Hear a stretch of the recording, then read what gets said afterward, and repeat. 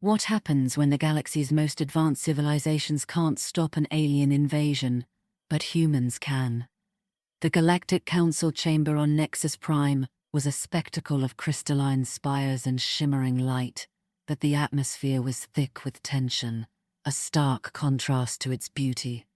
Representatives from countless species crowded the vaulted hall, their voices rising like a storm.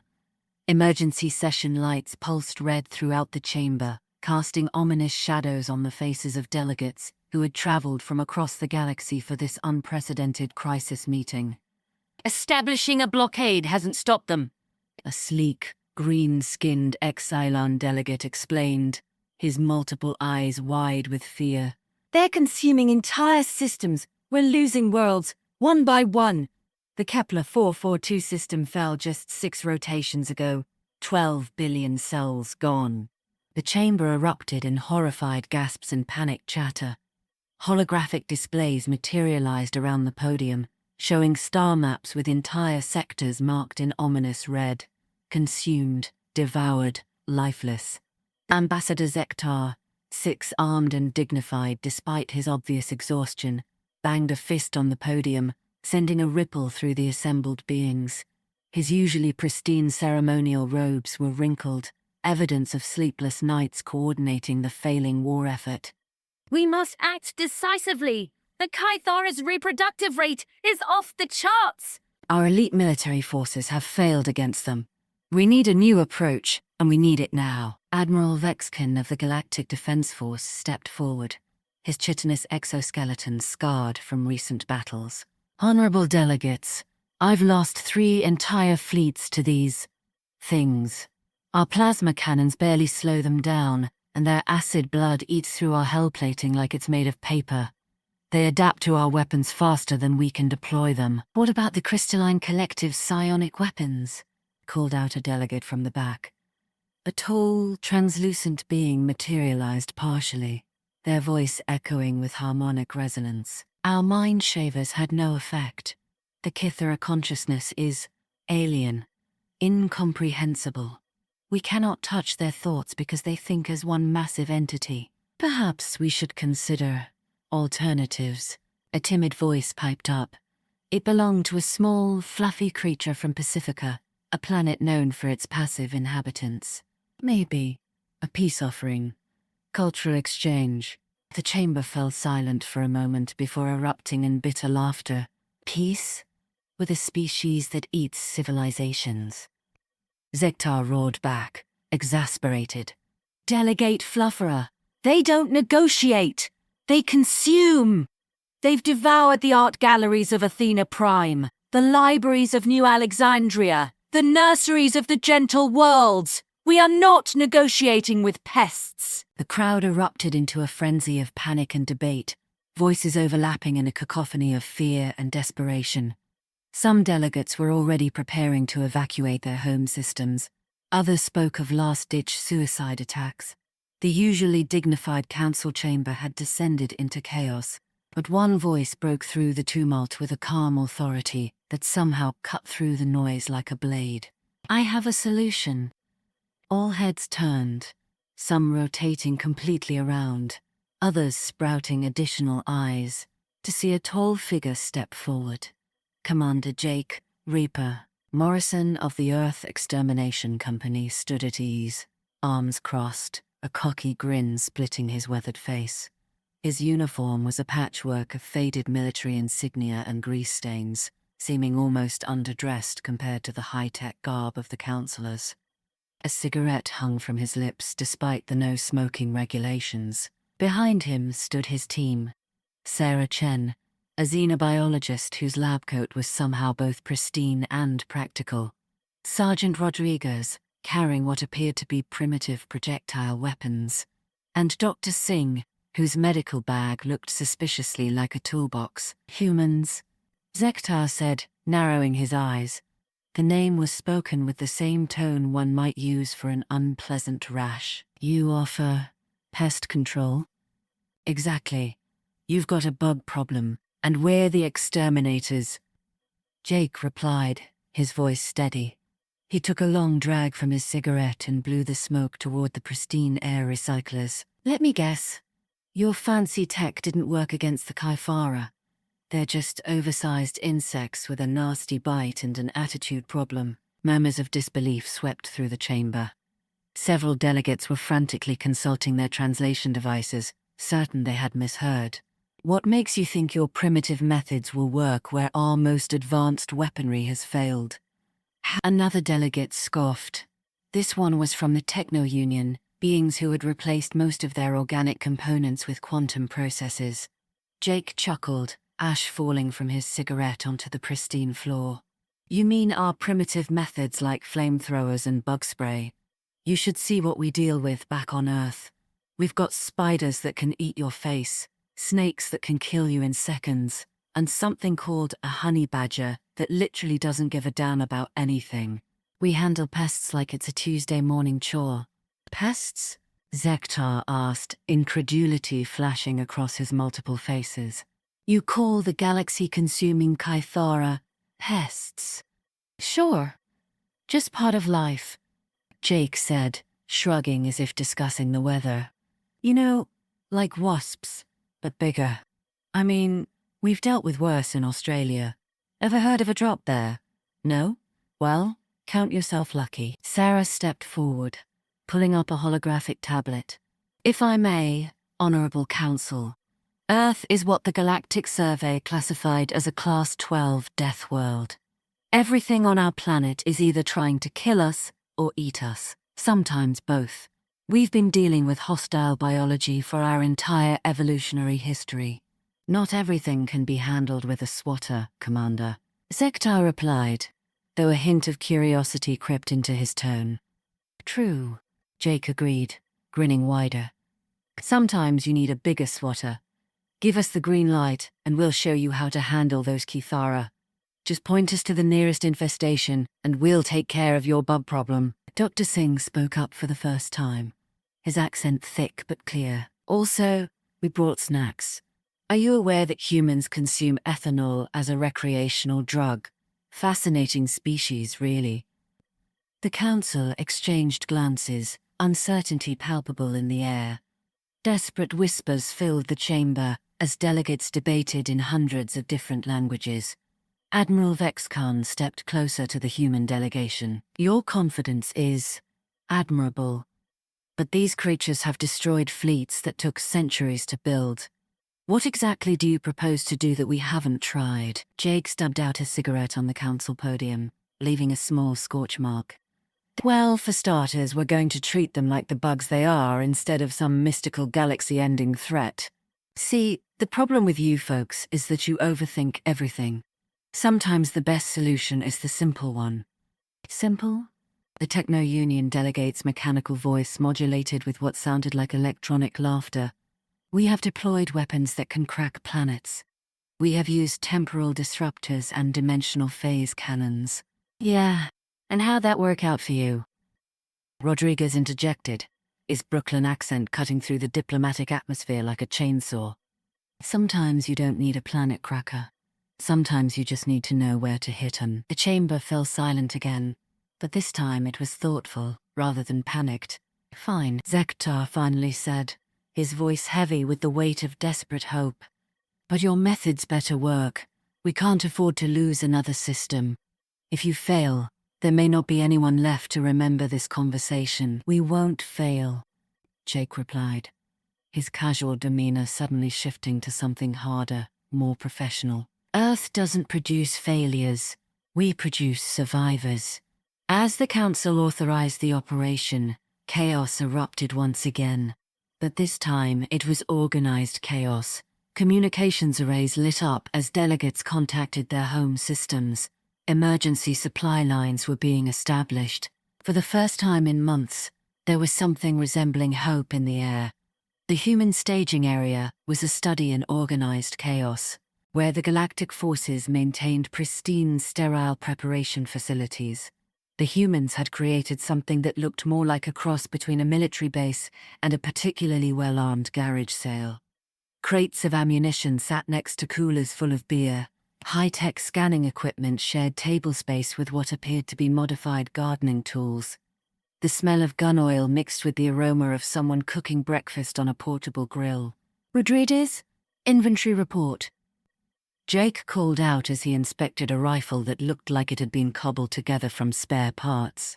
40,000 rounds of various calibers, 200 incendiary grenades, 50 flamethrower units, 30 gallons of industrial-strength insecticide, and enough hot sauce to flavor a small moon, Rodriguez replied, checking items off on a clipboard that had somehow survived since the 21st century. "Hot sauce?" Sarah asked, looking up from her biological analysis equipment. "Emergency rations get boring," Dr. Singh explained. "Also, capsaicin is an effective natural pesticide. Kill two birds with one stone, as we say." Sarah stared at him. "You're planning to use hot sauce as a weapon against an alien species? If it works, it works." Jake shrugged. "We once had a guy in my unit kill a bear with a rolled-up magazine. Innovation is the mother of survival." Across the staging area, Galactic Council observers watched in horrified fascination as humans prepared for war with what appeared to be a combination of advanced military tactics and what one observer described as aggressive camping. "They're treating this like a recreational activity," one council member whispered to another. "Look at their equipment," the other replied. "Half of it appears to be improvised from consumer goods. What they didn't understand was that human consumer goods were built to survive in an environment where everything was potentially lethal. A human camping stove could double as an incendiary device. A fishing rod could become a precision tool for manipulating objects at distance. A cooler could be converted into a portable command center. Jake gathered his team around a holographic display showing the Kepler 348 system. "All right, people, here's the situation. Fourth planet, heavy Kythera infestation. Previous galactic forces were completely routed. Any questions?" "Yeah," said Corporal Martinez, a demolitions expert who'd somehow managed to bring enough explosives to level a small city. "Are we going in loud or quiet?" "Martinez, when have we ever done anything quiet?" "Fair point, sir." The loading process took most of the day, partly because humans insisted on bringing what appeared to be their entire civilization with them, and partly because galactic loading equipment wasn't designed for human efficiency. Where other species would carefully catalogue and organize every item, humans used a system that seemed to consist entirely of, "Throw it in the ship and we'll sort it out later." "This is highly irregular," complained the galactic logistics officer, a being that appeared to be made entirely of filing cabinets. "Proper military operations require detailed inventory systems and careful resource allocation." "Buddy," Jake replied, hefting a crate labeled "Misk Boom Things." "Proper military operations are what got you into this mess. Improper military operations are what's going to get you out of it." 3 days later, the human fleet arrived at the Kepler 438 system. When they finally reached their destination, even the humans fell silent. The fourth planet was a nightmare landscape, visible even from orbit. What had once been a lush, garden world was now a twisted mass of bioorganic structures. The surface writhed with movement, and strange, pulsing growths extended out into space, like the tendrils of some cosmic sea anemone. "Okay," Jake admitted, studying the scanner readings. "That's actually pretty gross." "The biomass readings are off the charts," Sarah reported, her voice tight with concentration. "They've converted approximately 60% of the planet's organic matter into Cathara infrastructure." "Infrastructure?" Rodriguez asked. "They're not just living on the planet," Sarah explained. "They're turning it into a giant reproductive facility. Look at these energy readings. They're planning to spawn billions of offspring." The comm system crackled to life with Admiral Vex's voice. "Commander Morrison, reconnaissance shows massive Cathara activity. We estimate between 50 and 100 million individual organisms." 50 to 100 million? Martinez whistled. "That's a lot of bugs." "That's a lot of target practice," Jake corrected. "All right, people. You know the drill. Sarah, What's our best approach? Sarah studied the bio readings. The main hive structure appears to be in the northern continent. If we can disrupt their central command organism, the rest should lose coordination. Like cutting off the head of a snake. Rodriguez nodded. More like destroying the main server in a computer network, Sarah corrected. But the principle's the same. Jake activated the ship's communication system. All units, this is Reaper. We're going in hot and heavy. Primary objective is the central hive structure. Secondary objective is having fun while we do it. Any questions? What about casualties? Asked one of the newer team members. What about them? Jake replied, We're humans. Casualties are what happened to the other guy. The descent to the planet's surface was rougher than expected. The Kaifara had developed some kind of organic anti-air system, living projectiles that sought out incoming ships with disturbing intelligence. Taking fire! Rodriguez called out, manning the defensive guns. These things are actually aiming at us.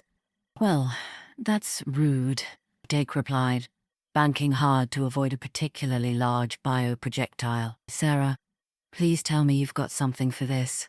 Working on it! Sarah was frantically analyzing the attacking organisms. They're guided by some kind of pheromone tracking system. If I can synthesize a masking agent, or, Jake interrupted, could just shoot them. That works too. The landing was less of a controlled descent, and more of a barely controlled crash. The human ships touched down in a clearing that had been hastily created by the simple expedient of bombing everything in a quarter-mile radius. Welcome to hell, Jake muttered, stepping out of the ship and immediately lighting a cigarette. The air was thick with the smell of decay and something else, something alien and wrong, that made the human nervous system scream warnings. Look at this place, Sarah said, her voice barely above a whisper. She was scanning the twisted landscape with instruments that were beeping ominously. They've stripped it bare of everything useful and turned the rest into this. The ground beneath their feet wasn't really ground anymore. It was a spongy, organic surface that pulsed with its own rhythm. Strange growths that might have been plants or might have been organs sprouted from the surface at random intervals. The sky was a sickly green color, and the air shimmered with heat and chemical vapors. Right, Jake said, stubbing out his cigarette and immediately lighting another. Form up, team. We're going in hot. The Marines assembled quickly, checking their weapons and equipment with the practiced efficiency of professionals. Flamethrower units were distributed, ammunition was verified, and communication systems were tested. Did you hear that? Corporal Williams whispered, tightening his grip on his pulse rifle.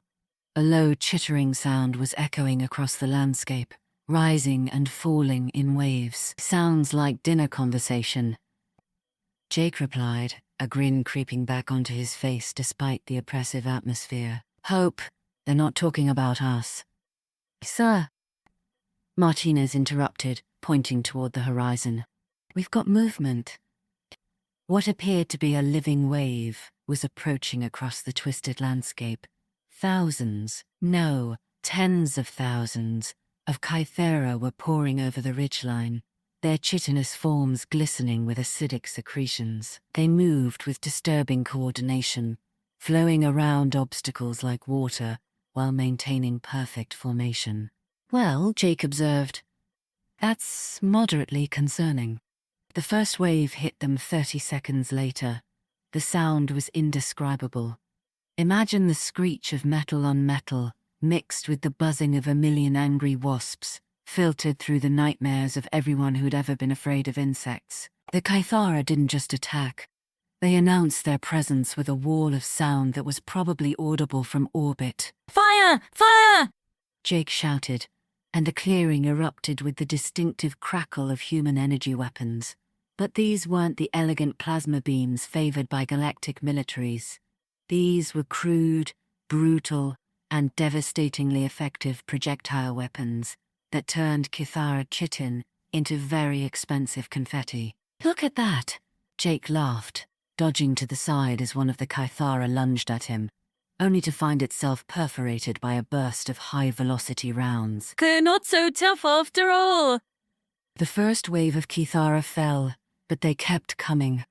For every one that dropped, 2 more seemed to take its place.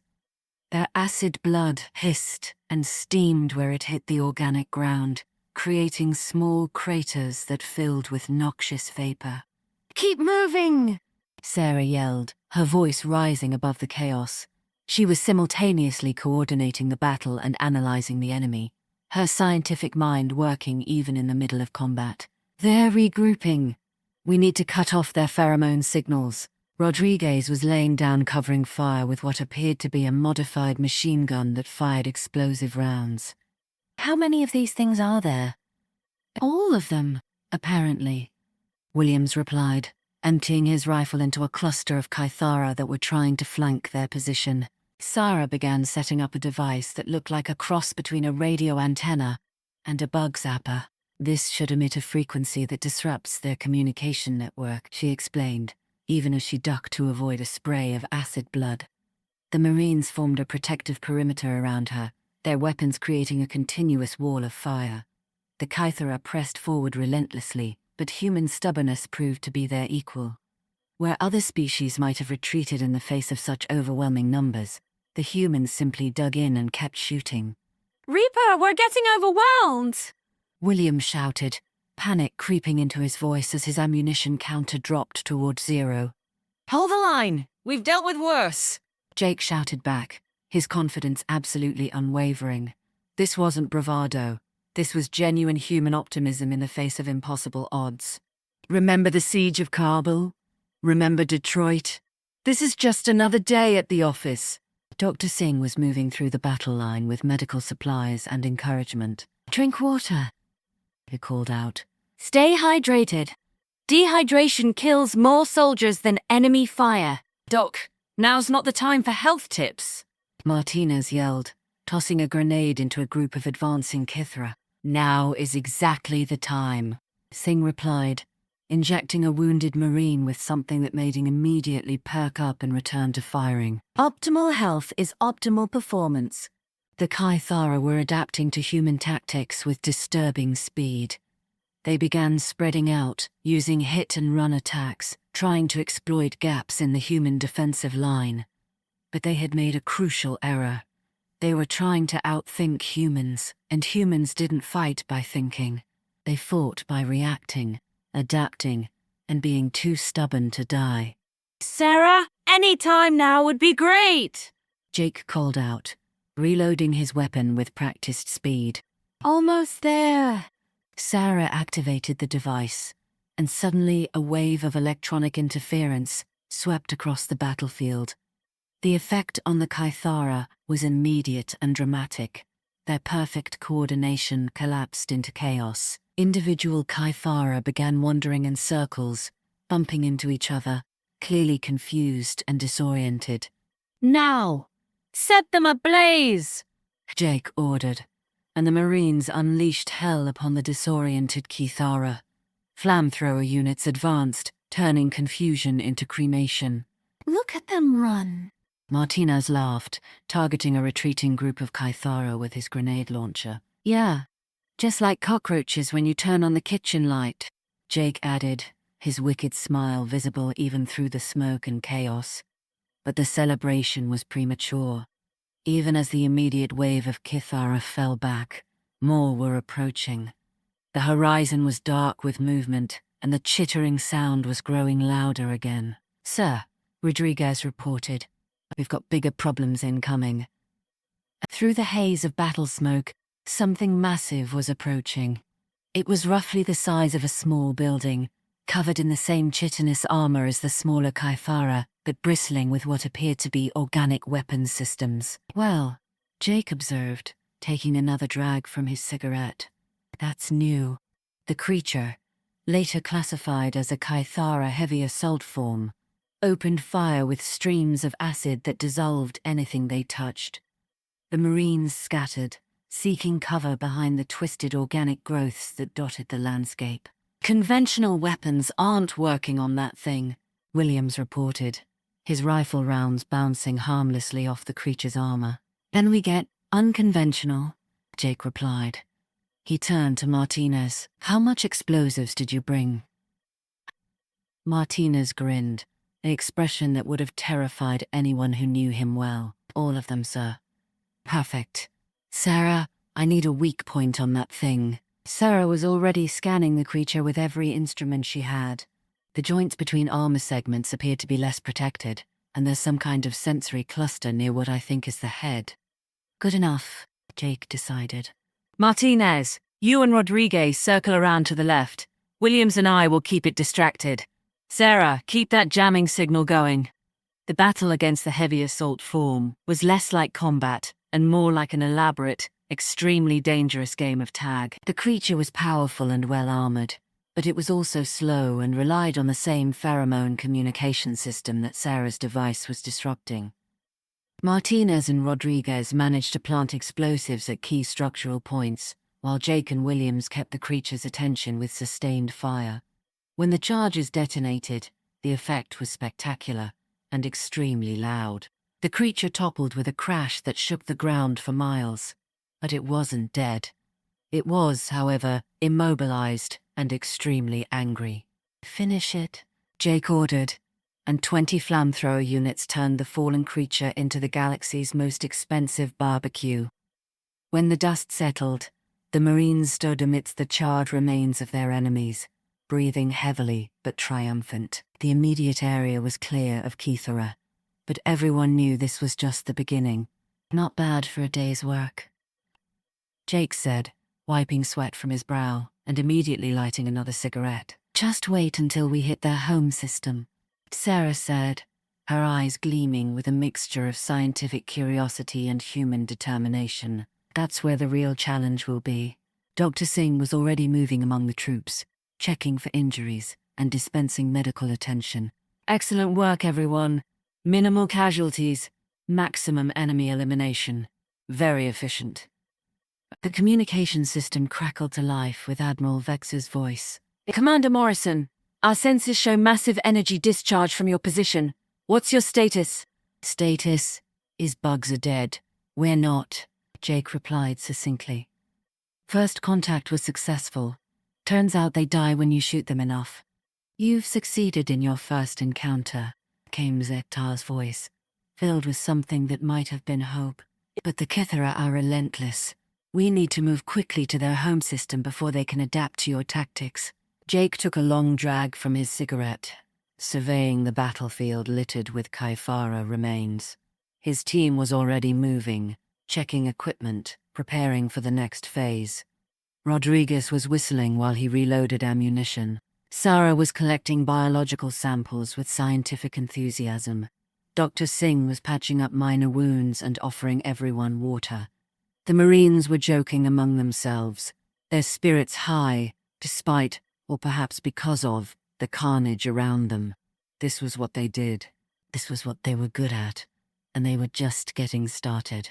Copy that, Council, Jake replied, his voice carrying across the communication channel with absolute confidence. Time to show these bugs what real pest control looks like. He flicked his cigarette onto the smoldering remains of the heavy assault form, where it landed with a small hiss. The gesture was casual, dismissive, exactly the kind of thing that drove galactic observers crazy and made his own troops grin. Pack it up, people, he called to his team. We've got a galaxy to save, and I'm not missing dinner. As the human ships lifted off from the conquered planet, leaving behind a landscape of victory and charred Kythera remains, the communication channels buzzed with reports from across the galaxy. Word was spreading faster than light itself. The humans had done the impossible. They'd faced the Kythera in direct combat and won decisively. But Jake Morrison was already thinking ahead to the next battle, the next impossible challenge that would require nothing more than human ingenuity, human stubbornness, and a really big can of bug spray. After all, it was just another Tuesday in the life of Earth's finest exterminators. The war was far from over, but for the first time in years, the galaxy had hope, and sometimes hope was all you needed to turn the tide.